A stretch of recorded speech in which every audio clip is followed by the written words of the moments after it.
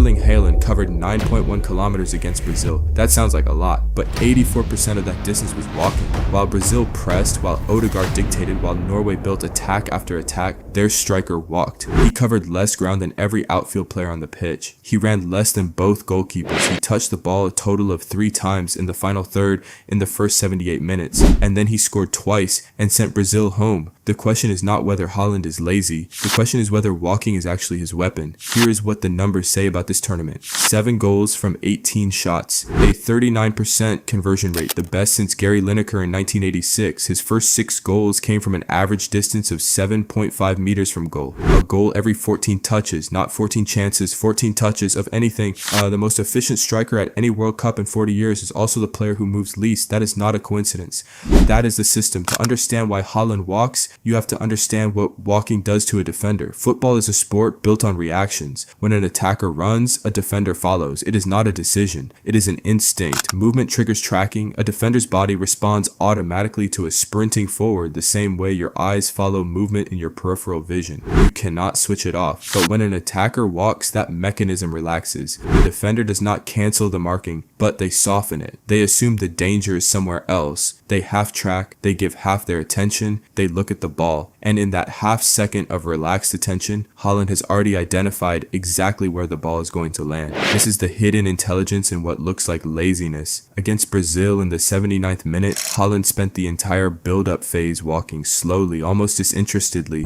Gabriel Magalhaes, one of the best center backs in the world, tracked him loosely. His eyes moved to the ball. Odegaard played the pass, Schilder uplifted it, and Haaland, who had been walking a second earlier, exploded to the near post. He had half a meter on Gabriel. That was enough. One touch, goal. It was not luck. It was the same pattern he has used in every single goal of this tournament. Haaland does not run to create space. He walks to create the illusion that no space exists. Then he takes it before anyone can correct the error. His maximum sprint speed against Arsenal this Premier League season was 36.2 kilometers per hour, the highest of any Manchester City player. The man who covers the least ground per match is also the fastest when he decides to move. He saves every explosive burst for the 5 meters that actually matter. The 85 minutes of walking are the price he pays for the 5 seconds of devastation. This is not a new discovery. Guardiola built the entire Manchester City system around it. Rodri builds, Bernardo Silva moves, Kevin De Bruyne creates, and Haaland waits. Norway do the same. Odegaard controls the tempo, the midfield constructs, and Haaland waits for the exact moment when the pass is coming into the box and the defender has stopped believing it is coming to him. The reason other strikers cannot copy this is simple. It only works if you're fast enough to punish the half second of relaxed marking. Most strikers who walk that much simply get caught flat-footed when the ball arrives. Haaland does not. His acceleration from standing to full sprint covers 5 meters faster than almost any defender can react. The walking and the explosion are the same weapon. One sets up the other,